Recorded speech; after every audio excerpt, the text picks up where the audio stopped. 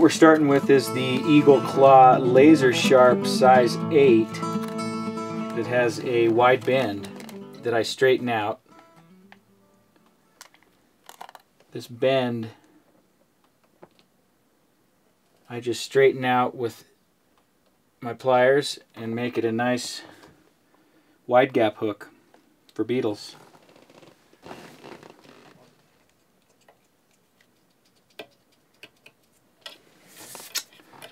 Okie dokie. Grab a little black foam. This hook is really perfect in the end because of the gap here. It makes it so you could wrap this beetle body right down the shank and set it up for a really nice shape. Wide gap hooks are awesome for these beetles because they help form the back and the overall shape of a beetle. And if you use a nice curvy shape, then you need more gap in the hook to give you that shape and still have exposed hook to actually catch the fish with.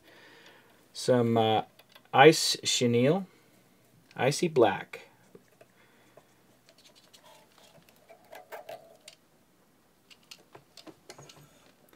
Go ahead and wrap that on. Come back for the legs here.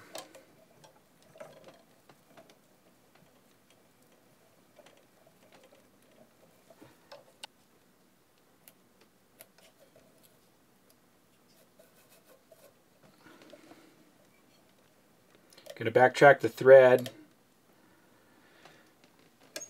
through the body material and add some legs. Lots of fun. The legs are the trick, my friends. This is what makes them irresistible to these fish.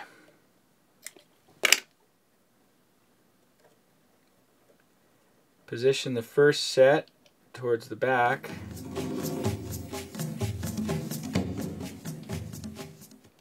Tighten her down. Bring the thread up for the front legs.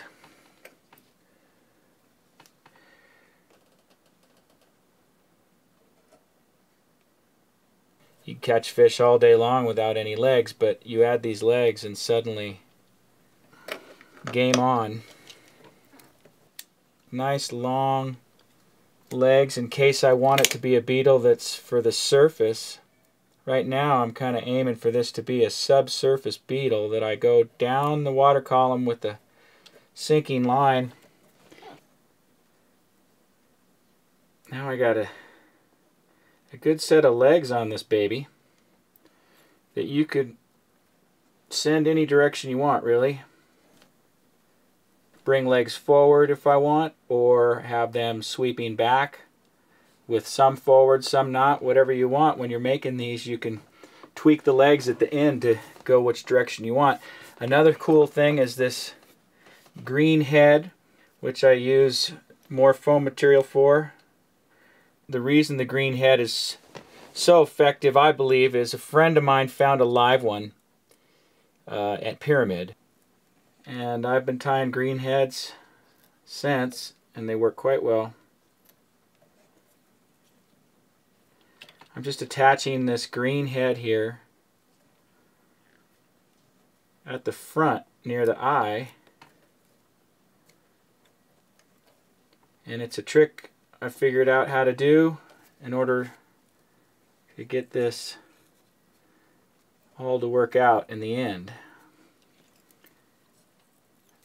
Now I'm bringing the black body back right over it all here, green head and all, and then when I fold my foam back, the green head's exposed. So now I can actually create the head of this beetle by biting off a nice chunk of it.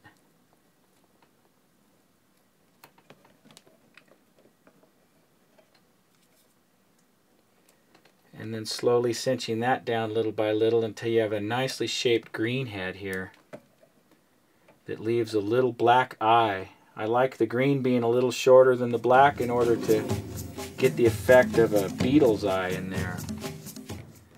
So you could tie this off right now, be done with it really. But if you want to play with the legs some more, you use the thread to pin the legs down different directions. Let me just show you an example of that. Why don't I pin down these front two facing forward.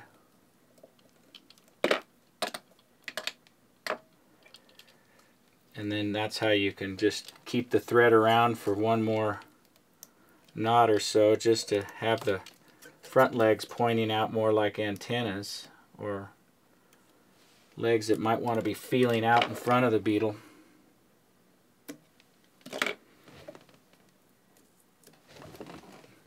I like to trim the foam material pretty tight to the head because of the very specific taper I like in the beetle, keeping the posture narrowing down at the head.